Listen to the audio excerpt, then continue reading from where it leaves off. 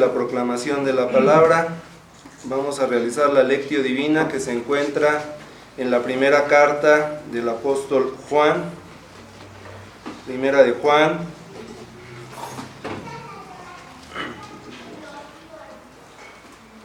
y vamos a leer en el capítulo 2 del versículo 1 al 17, puestos de pie.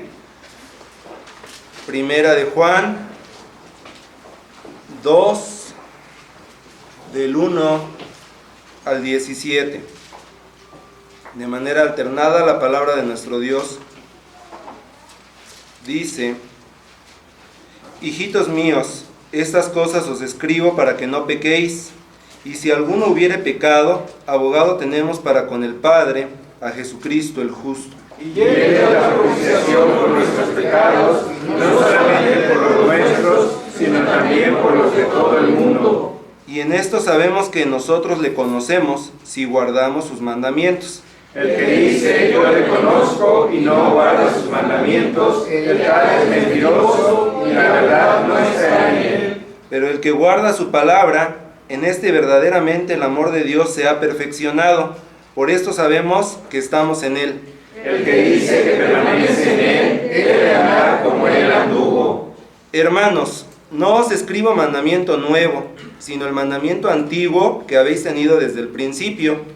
Este mandamiento antiguo es la palabra que habéis oído desde el principio. Sin embargo, os escribo un mandamiento nuevo, que es verdadero en él y en vosotros, porque las tinieblas van pasando y la luz verdadera ya alumbra.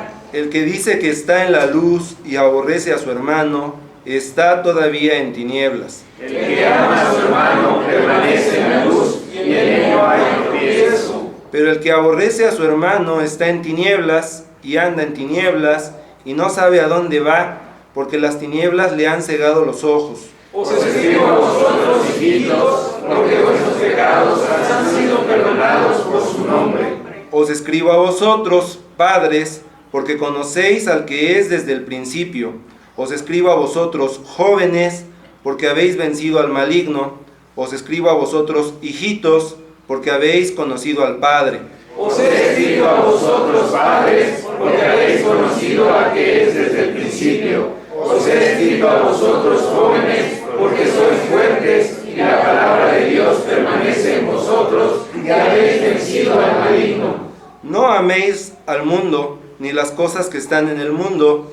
Si alguno ama al mundo, el amor del Padre no está en él. Porque todo lo que hay en el mundo, los deseos de la carne, los deseos de los ojos y la vanagloria de la vida, no proviene del Padre, sino del mundo. Y el mundo pasa y sus deseos, pero el que hace la voluntad de Dios permanece para siempre. Amén.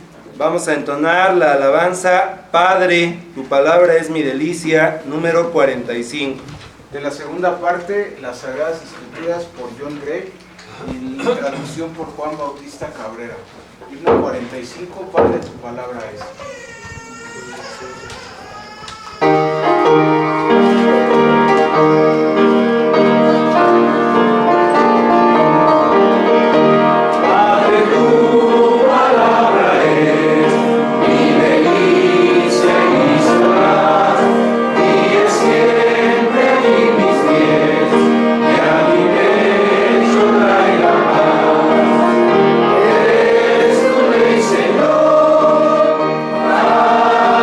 Señor,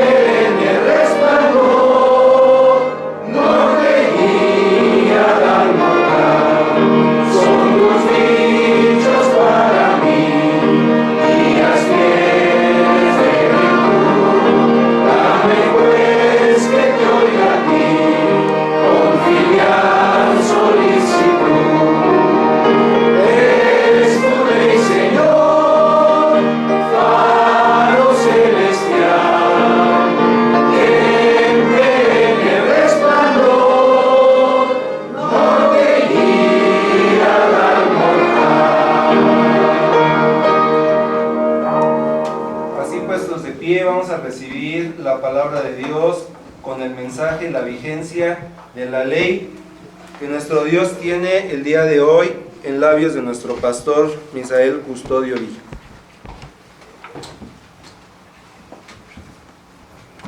Vamos a abrir, hermanos, la escritura en Romanos capítulo 3 y vamos a leer la parte conclusiva de esta porción, de este argumento que el apóstol Pablo ha estado presentando desde varios versículos antes.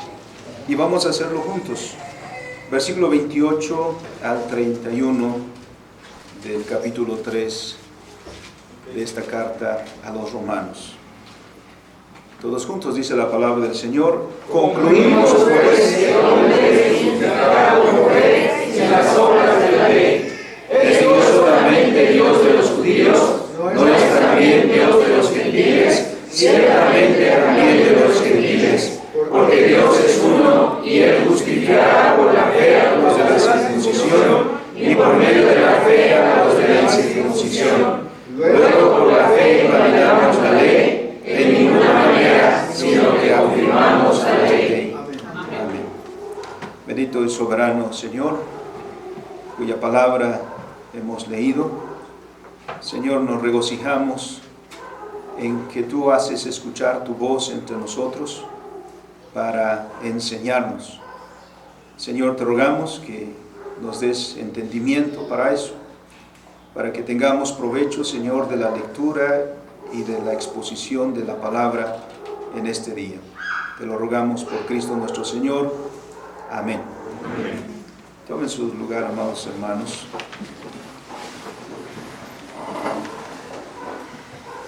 Es evidente que llegamos a una parte de conclusión, porque así lo dice el texto mismo. Concluimos pues. El apóstol Pablo ha estado argumentando desde el principio casi de esta carta, teniendo claramente como interlocutores a los judíos que forman parte de la comunidad cristiana en Roma, como en otros lugares también.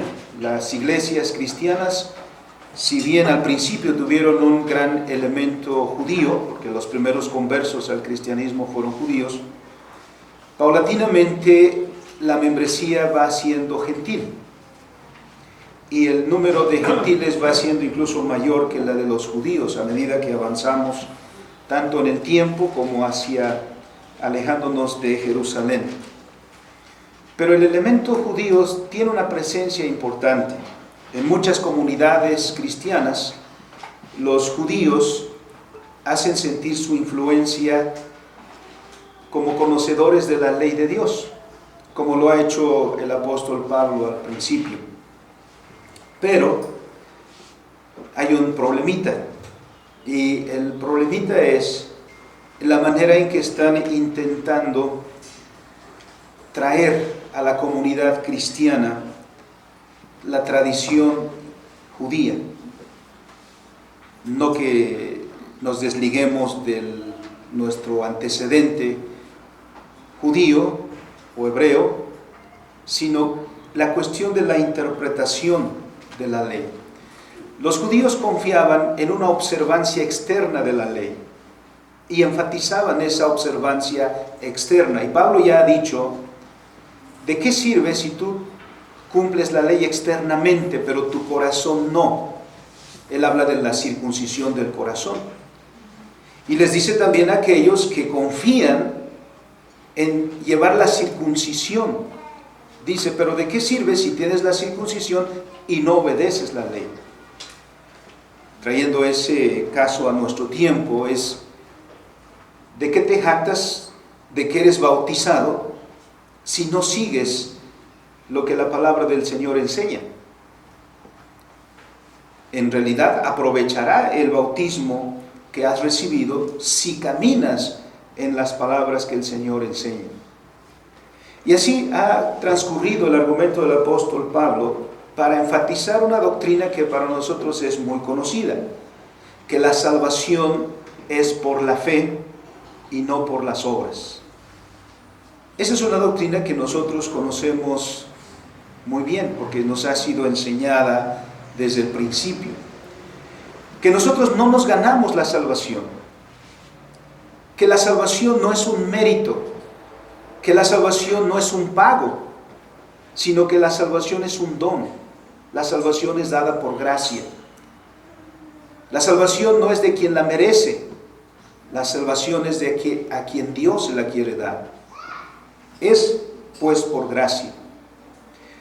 Eso nos lleva entonces a este punto, porque escuchando al apóstol Pablo en lo que ha expresado hasta este punto, podría llegar a entenderse, y por eso el apóstol se adelanta para quienes pudieran tener esa pregunta. Antes que el apóstol Pablo deje este desarrollo del argumento, se adelanta haciendo la pregunta lógica a lo que ha estado diciendo.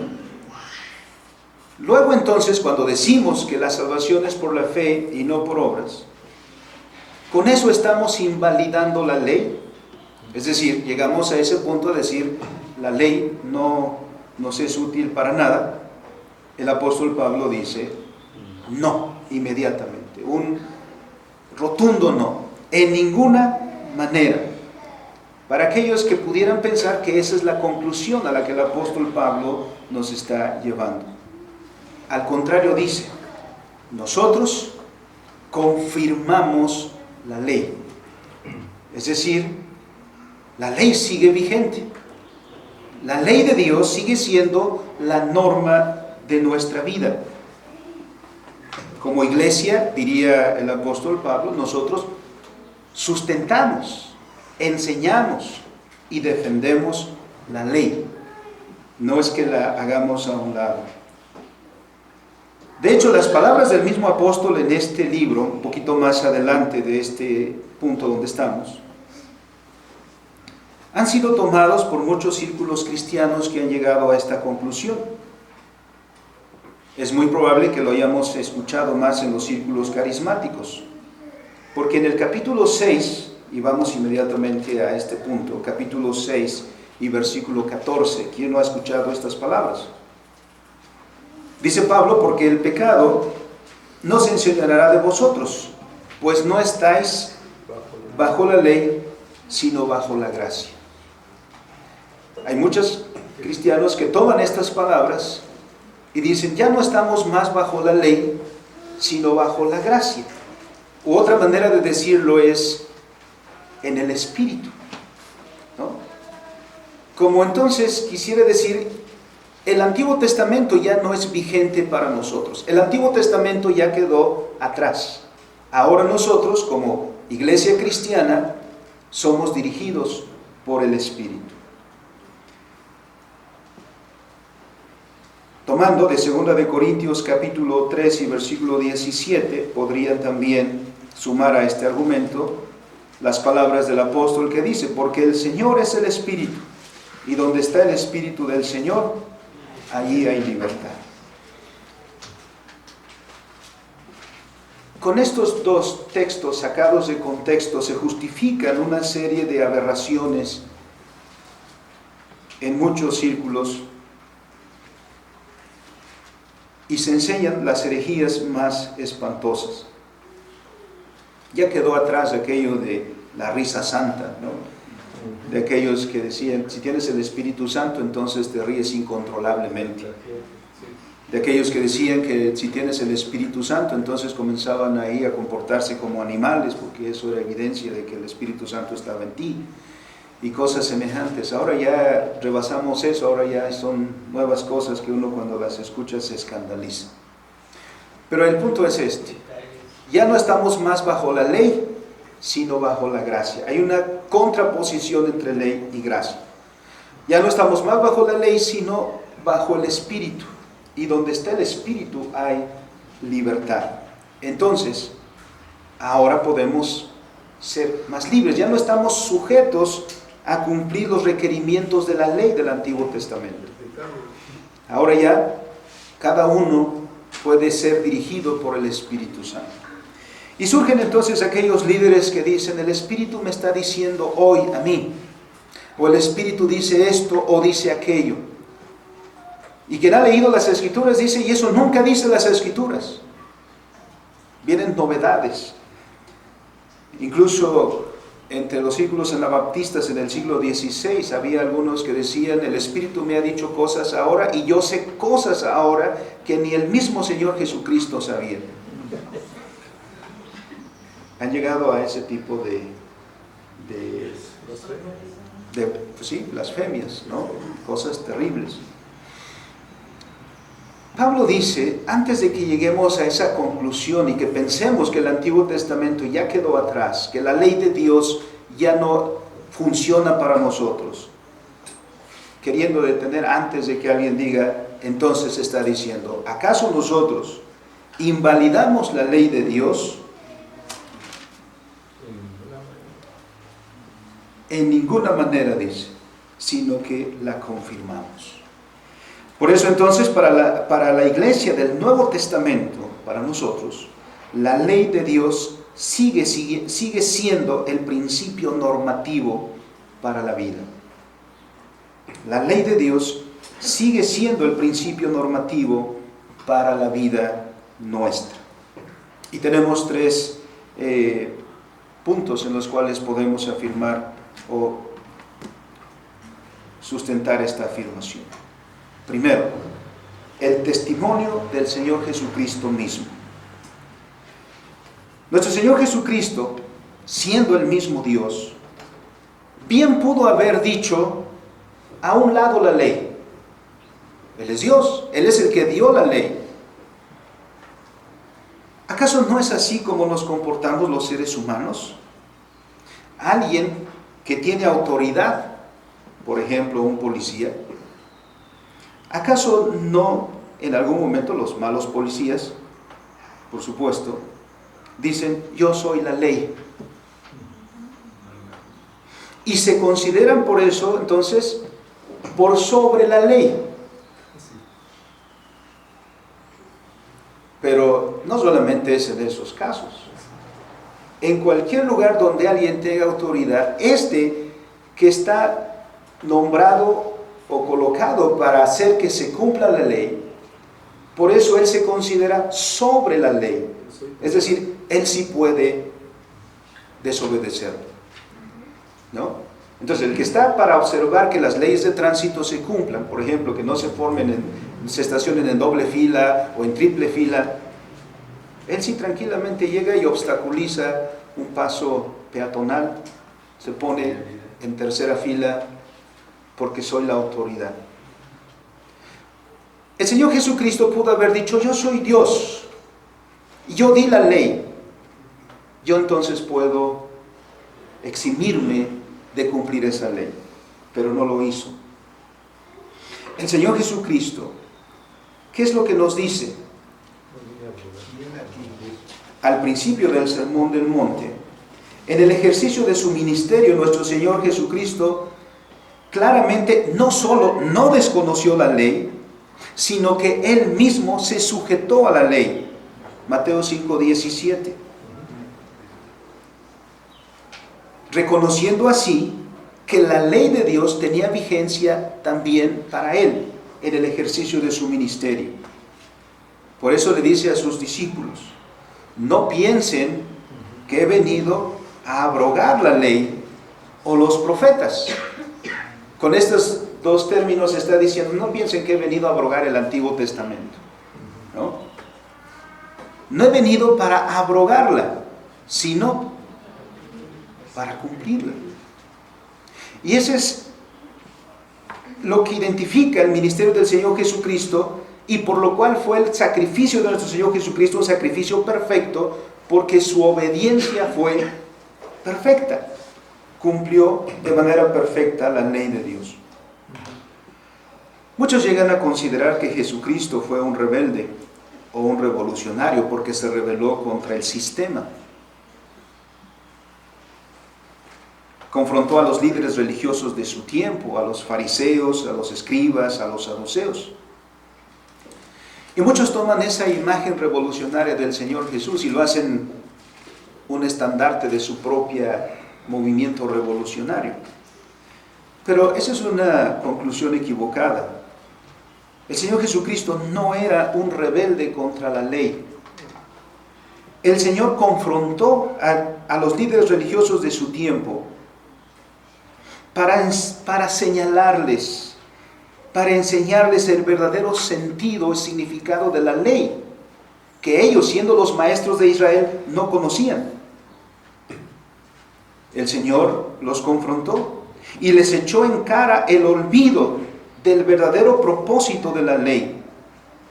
Los acusó de poner por sobre la ley de Dios la tradición de sus ancianos.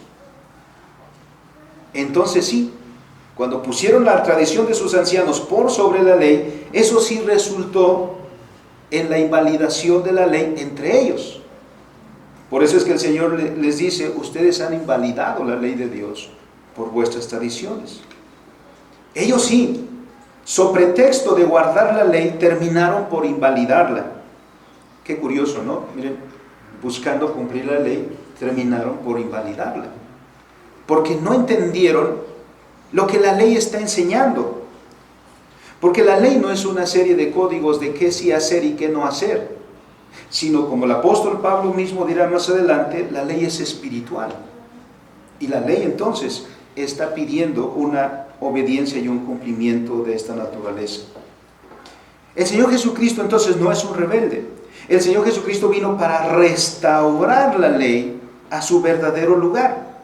El Señor enseñó que la ley establece el principio normativo para la vida de los discípulos y les enseña a cumplirla. ¿Qué es lo que dice en el Sermón del Monte? El sexto mandamiento, que es uno de los ejemplos que toma, ¿no? Vamos al siguiente ejemplo, diría el Señor Jesús. A ver, ¿qué hacemos con el sexto mandamiento que todo Israel sabe, que todo israelita conoce? Porque Él dice, y todo cristiano conoce también, porque el mandamiento dice, no matarás. ¿Oíste que fue dicho eso? ¿No? Pero Él no se refería con eso a Moisés, sino a la tradición de los ancianos. Porque nos quedamos con la letra, y la letra dice no matarás. Entonces, si me preguntan a mí, ¿has matado a alguien? No. Entonces, me puedo sentir a mí mismo perfecto porque no he violado esa ley, no he matado a alguien. Pero el Señor enseña el correcto sentido de esa ley, que esa ley es espiritual. Porque le dice a los fariseos, ok, tú puedes no haber quitado la vida a ningún ser humano, pero la ley está pidiendo la obediencia de tu corazón, que ames al Señor con todo tu corazón y ames a tu prójimo con todo tu corazón. Eso es lo que exige la ley. Ese es el principio normativo para tu vida. Entonces, no has matado a nadie. Pero ¿por qué no puedes ver a tu hermano? Lo odias. Tuviste una discusión con él y lo odias. A ver, ¿cómo puede ser eso? Si eres hijo de Dios, ¿cómo puedes odiar a tu hermano? ¿Cómo puedes decirle a tu hermano, ¿qué dice el texto? Fatuo, necio. Bueno, esas son palabras que no usamos hoy, ¿no? Esa es una traducción buena, elegante. Yo creo que si fuéramos a las palabras, nosotros diríamos, yo nunca le he dicho a mi prójimo fatuo, porque esas no son palabras que usamos cotidianamente, pero nosotros sí usamos tonto, y esa también es así light, ¿no? Entonces, lo que la ley te pide es que ames a tu hermano. Y cuando tú presumes de que cumples la ley, pero haces esto con tu hermano, eres culpable delante de Dios porque has quebrantado la ley de Dios. Entonces dice el Señor, este es el principio normativo para tu vida. No es del Antiguo Testamento, esto es también para ti. ¿Por qué la iglesia cristiana hoy piensa que la vida cristiana es así como más relax? Como si tuviera menos normas, menos compromiso. Voy a la iglesia si quiero, observo el día del Señor si quiero, leo la Biblia si quiero, hago misericordia si se me da la gana. Al fin que ya no estamos bajo la ley, bajo una estructura rigurosa. Pues ahora es más, porque es el corazón.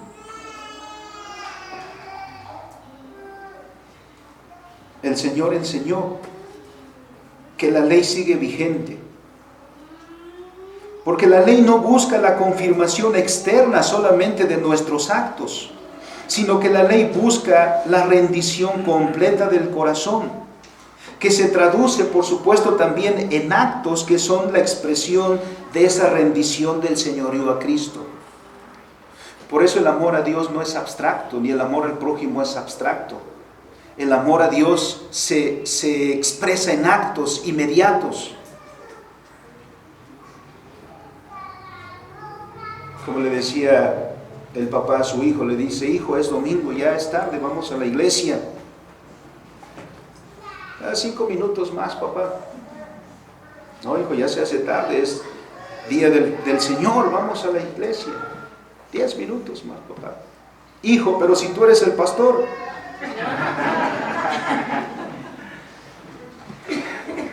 ¿Cuánto trabajo nos cuesta el orden? Tenemos que tener, hermanos, una policía eclesiástica casi para ver que todos cumplamos el orden. El orden debe nacer del corazón, es la respuesta a Dios, es una respuesta de obediencia. Pero el Señor nos conoce muy bien, por eso dice que tiene que repetirse. Yo sé que a veces ustedes se fastidian de que repitamos y repitamos otra vez, y ya lo tenemos que cumplir, pero lo vamos a seguir repitiendo porque no hay cumplimiento. El Señor dice, la ley sigue vigente. El Antiguo Testamento sigue siendo vigente. Incluso diríamos, en el significado de la ley ceremonial. Eso nos llevaría a otro punto muy amplio. Porque si bien las ceremonias, como se hacían en el Antiguo Testamento, se cumplieron en Cristo, el significado de esas ceremonias sigue siendo vigente. ¿No? Entonces, no somos iglesia del Nuevo Testamento, así quitamos el Antiguo. Nuestra Biblia tiene, por esa razón, todo el Antiguo y el Nuevo Testamento. Una vez estaba en una iglesia visitando y estaba predicando a un pastor,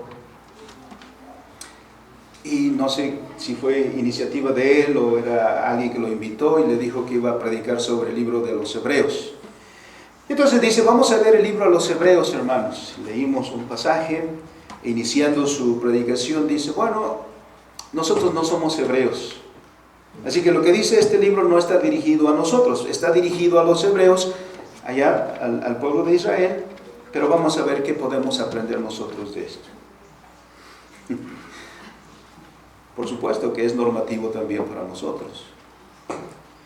En segundo lugar, debemos decir que ambos testamentos llegaron a nosotros por inspiración del mismo Espíritu de Dios. Y el Espíritu Santo confirma su ley para nosotros también. Quienes insisten en que vivimos en la era del Espíritu Santo y que eso significa que la iglesia ha de saber cosas que nunca antes se dijeron, o que dará a la iglesia instrucciones que nunca antes se dijeron, olvidan las palabras de nuestro Señor Jesucristo cuando habló a sus discípulos respecto a la venida y el ministerio del Consolador. ¿Se acuerdan que el Señor al final de su ministerio comienza a despedirse de sus discípulos? Como lo vemos a partir de Juan 14. Se aproxima este momento. El Señor Jesucristo comienza a preparar a sus discípulos para cuando llegue ese momento. Es decir, el Señor no desaparece intempestivamente. El Señor comienza a decir, estamos llegando al final. Promete no dejarlos huérfanos, sino interceder ante el Padre para que les sea enviado otro consolador, dice, el Espíritu Santo, el cual viene para estar con la iglesia para siempre, según las palabras de Juan 14, 16.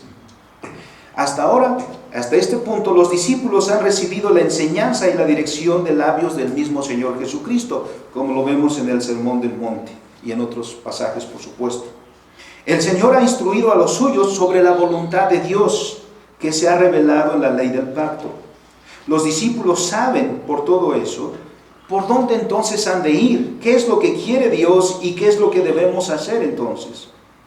Pues han estado constantemente escuchando la voz del buen pastor y le han seguido.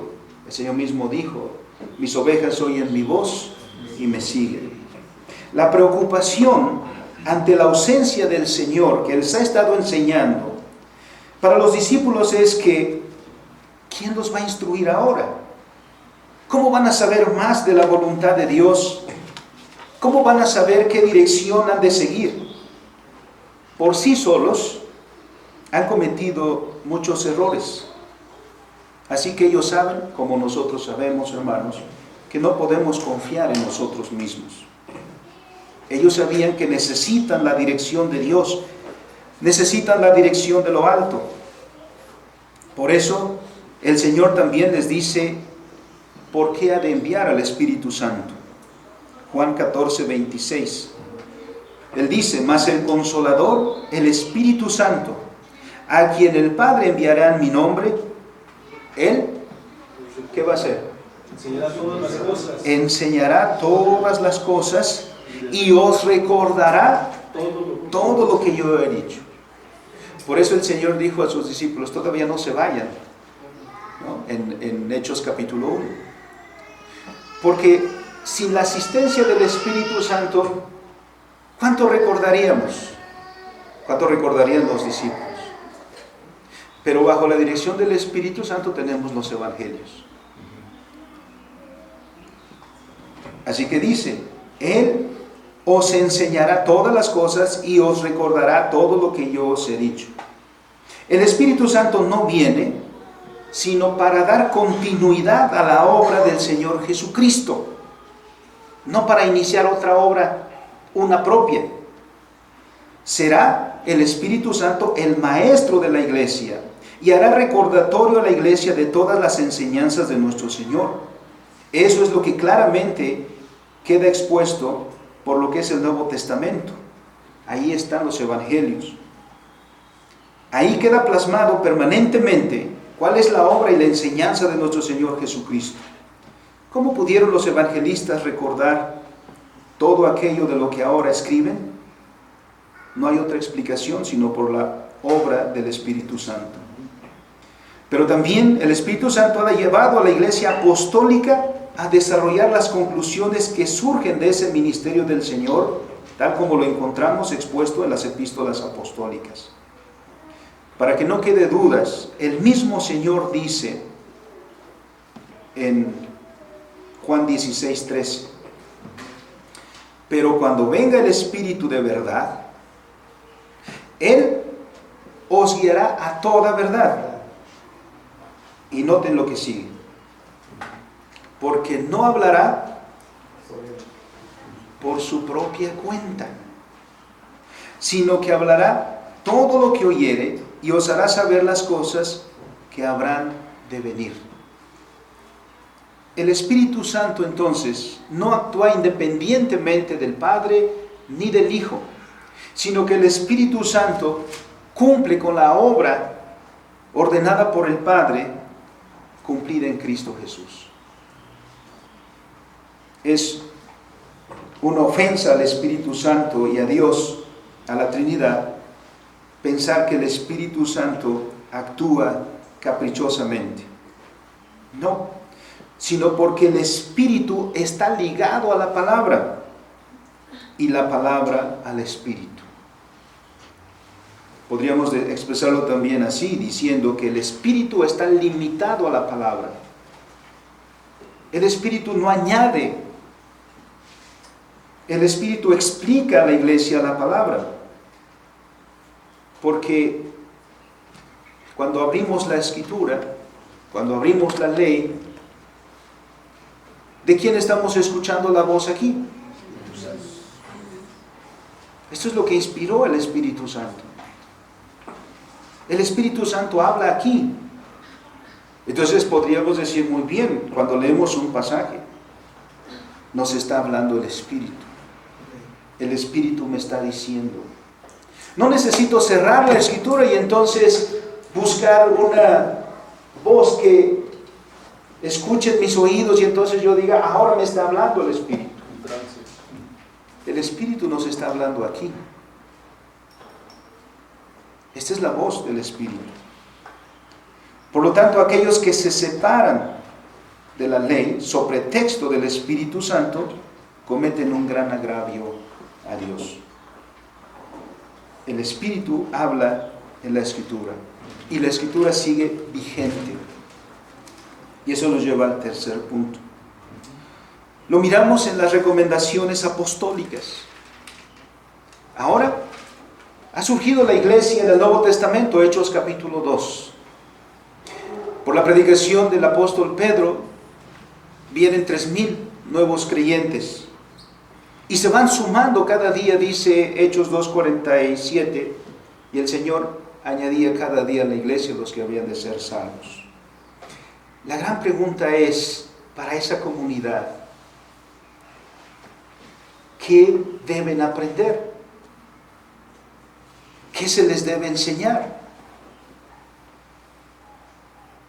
En ese sentido, la iglesia cristiana no es innovadora de la fe enseñada en el Antiguo Testamento.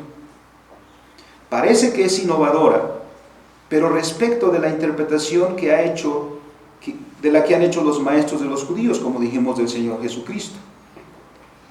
El Señor Jesucristo, como lo hemos observado, no fue un rebelde a la ley. Al contrario, Él vino para volver al pueblo de Dios al verdadero significado de la ley. Cuando el apóstol Pablo escribe a Timoteo en el conocidísimo texto de 2 de Timoteo 3:16, que yo sé que se lo saben de memoria, ¿qué es lo que dice?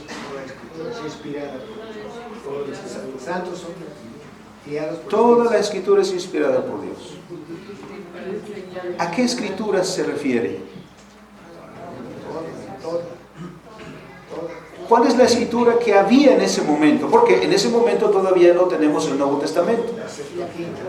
En ese momento todavía no tenemos el libro de Apocalipsis, primera, tercera de Juan, el Evangelio de Juan, probablemente algún otro evangelio todavía no está. Todavía no tenemos algunas de las cartas del apóstol Pablo, algunas ya están. Pero cuando le dice a Timoteo, toda la Escritura es inspirada por Dios, se refiere al Antiguo Testamento particularmente. En ese contexto se refiere al Antiguo Testamento. Y está diciendo, esa es inspirada por Dios y es útil. Entonces, ¿cómo le vas a enseñar a la iglesia? ¿Cómo vas a enseñar a los cristianos? Con la Escritura, con el Antiguo Testamento. Entonces la iglesia del Nuevo Testamento no hace a un lado la ley, sino la tiene como norma para su vida. ¿Dónde va a aprender la voluntad de Dios? No depende de sueños, no depende de visiones, no depende de los deseos caprichosos de sus líderes. Depende de la palabra expresada en el Antiguo Testamento. Está entonces haciendo referencia a eso. Como veremos en las Escrituras, o como vemos en las Escrituras del Antiguo Testamento, estas siguen vigentes como norma para la vida de la iglesia. ¿No hizo eso el Señor Jesucristo en el Sermón del Monte? El 6º mandamiento sigue vigente, el 7º mandamiento sigue vigente, el 8º, hasta el 10º, por supuesto los 4 primeros también. Hace alusión aquí el apóstol Pablo al propósito de la Escritura. a su utilidad. Y miren todos estos términos: enseñar, redarguir, corregir, instruir en justicia. Ninguno de estos términos no hace referencia a la observancia de las formas externas, sino como nuestro Señor Jesucristo diría, ¿cuál es el resumen de la ley? Amarás al Señor tu Dios con todo tu corazón. Si amas a Dios, vas a cumplir su ley. Si amas a Dios, vas a desear cumplir la ley de Dios. Al único que le tienen que obligar a cumplir la ley de Dios es aquel que no tiene convencimiento en su corazón. Pero aquel que en su corazón ama a Dios, ama también la palabra de Dios. En otro pasaje del mismo libro de los Romanos, el apóstol Pablo dice, capítulo 7 y versículos 12 y 14, de manera dice que la ley a la verdad es santa, y el mandamiento santo, justo y bueno. Y porque sabemos que la ley es espiritual, mas yo carnal, vendido al pecado. Calvino establece, siguiendo a Pablo, por supuesto, como principio hermenéutico para interpretar la ley, este principio: la ley es espiritual. Cuando te dice, como hemos ya referido, el sexto mandamiento dice: no matarás. No te está diciendo: no agarres un arma, un instrumento con el que le hagas daño a tu prójimo. La norma te está diciendo: ama a tu prójimo. Cuando el Señor dice antes en la ley, en la primera tabla, 6 días trabajarás y harás todo a tu hora, pero el séptimo es para Jehová tu Dios, ¿qué te está enseñando? Que va a llegar el día del Señor, vas a ir otra vez domingo.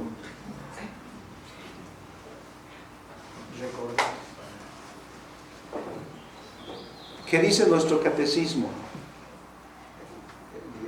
El día del Señor es un día para ir al cine, para ir de picnic, para ir de compras, de shopping. Hoy se dice shopping. El día del Señor es un día para hacer talacha. ¿Por qué lo hacemos entonces?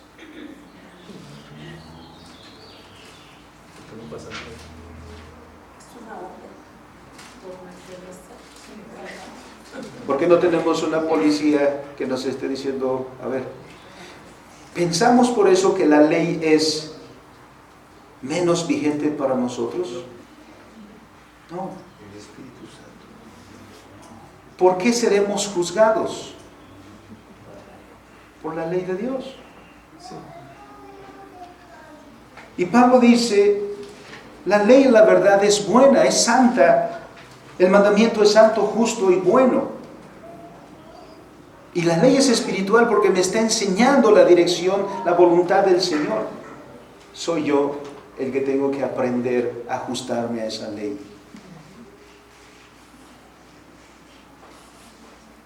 Por eso aquellos que dicen, solo para ser buen cristiano solo basta con tener amor al Señor. Pero la definición que tienen de amor ahí es una definición muy romántica. Es siento amor a Dios, ¿no? Siento que quiero mucho a Dios. Cuando la Escritura dice, si amas a Dios, ¿cómo se muestra ese amor a Dios? Veremos un poquito adelante. Al igual que el Señor Jesucristo, el apóstol no desestima o descarta la ley como guía para la vida. Al contrario, lo que ha argumentado es en contra de la confianza de una observación legalista que han seguido algunos judíos y retorna a dar el correcto entendimiento que debemos tener de la ley. También el apóstol Pedro en su segunda epístola escribe a los hermanos, segunda de Pedro 19 al 21, pero abreviamos aquí. Dice el texto, tenemos también la palabra profética más segura. ¿A qué palabra se refiere? La Escritura. Miren lo que dicen. A la cual hacéis bien en estar atentos como a una antorcha que alumbra en lugares oscuros, hasta que el día esclarezca y el lucero de la mañana salga en vuestros corazones. ¿Por qué? Dice, porque los santos hombres de Dios hablaron siendo inspirados por el Espíritu Santo. Entonces tenemos la palabra profética más segura. No es seguro hacerle caso a algunos líderes que tienen sueños, que tienen visiones, porque ni aún ellos saben diferenciar entre cuando el Espíritu habla y cuando son sus propios deseos. Pero tenemos la palabra profética más segura a la cual le debemos hacer caso, y esa es la palabra del Espíritu. Con todo esto, hermanos, es claro que los apóstoles jamás menospreciaron la ley. Al contrario, como dice el apóstol Pablo, confirmamos la ley. Es decir, como iglesia cristiana, seguimos viviendo en obediencia a la ley, porque la ley nos da el conocimiento de la voluntad de Dios. Y un texto más que encontramos en Santiago, que tanto habla de la acción de la fe. Él escribe diciendo, si en verdad cumplís la ley real, Santiago 2:8, si en verdad cumplís la ley real, conforme a las Escrituras, no se está saliendo de las Escrituras, sino dice conforme a las Escrituras, y dice, amarás a tu prójimo como a ti mismo, bien hacéis. Miren, Santiago no se está desligando de la ley, está afirmando la segunda tabla de la ley. El amor al prójimo es una distintiva del cristianismo. Por supuesto que la primera tabla también está vigente. De hecho, el cristianismo, como lo hemos dicho en otras ocasiones, es la religión del corazón. Toda la ley se resume en este punto, como dijo nuestro Señor Jesús: amar a Dios y amar al prójimo. Algunos solían decir hace algunos años lo que se llamó la ética situacional, que justificaban con esto cualquier cosa, que decían, ama a Dios y haz lo que quieras. Amar a Dios es guardar su ley. Amar al prójimo es guardar la ley de Dios. Concluimos, pues. Comenzamos leyendo el primer capítulo de la primera carta de Juan, donde el apóstol Juan nos dice algunas cosas respecto a cómo podemos saber que nosotros amamos a Dios. Y se ha preguntado usted, y también por supuesto los demás, ¿cómo podemos saber, cómo puedo saber yo que amo a Dios?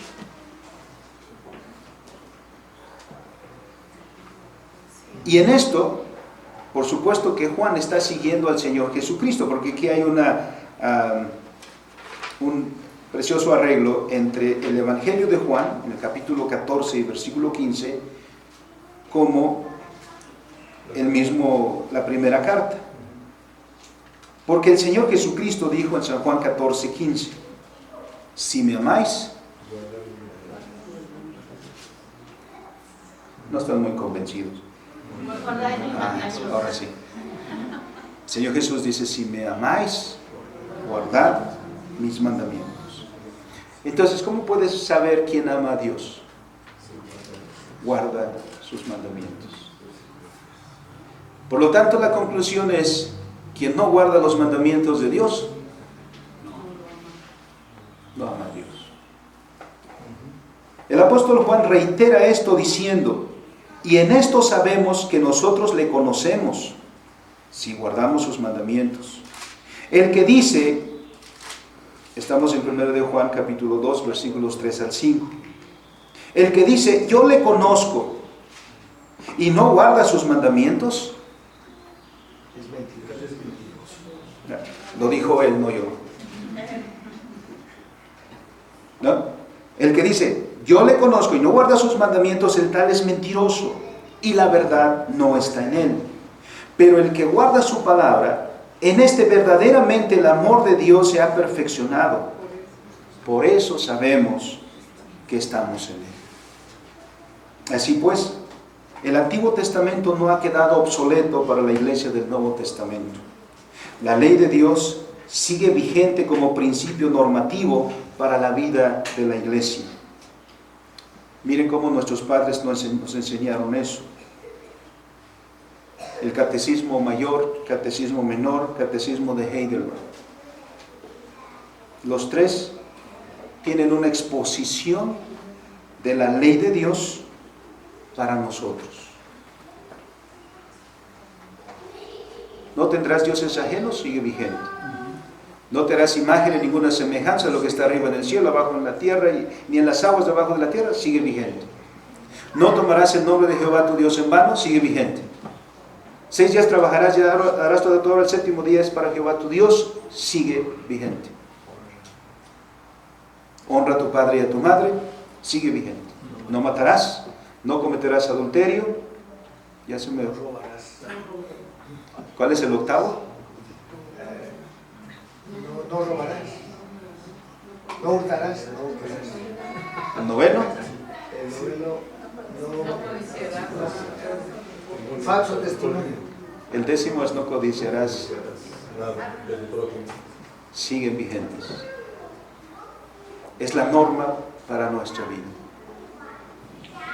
Que la salvación la recibimos por gracia y no por obras, no significa que ignoramos la ley.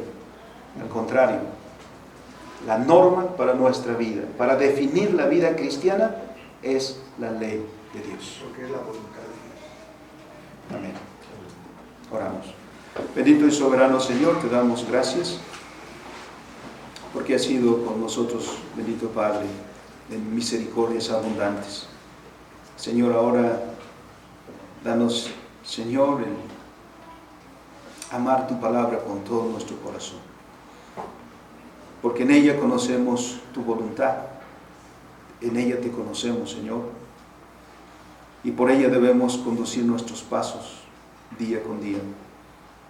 Señor, te rogamos porque nos concedas esta gracia de andar por tus caminos. Obra en nosotros de tal manera que nos deleitemos, Señor, en guardar tus mandamientos. Por Cristo nuestro Señor. Amén.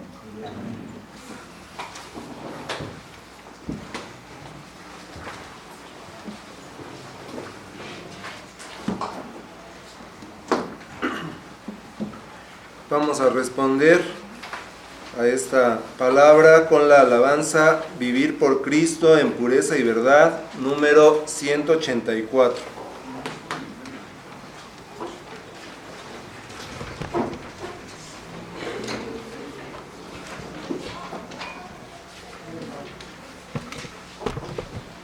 Puestos de pie. Himno número 184. De la octava parte del himnario Consagración y Vida Cristiana por Aaron Loudon y traducción por Eleazar Z. Pérez.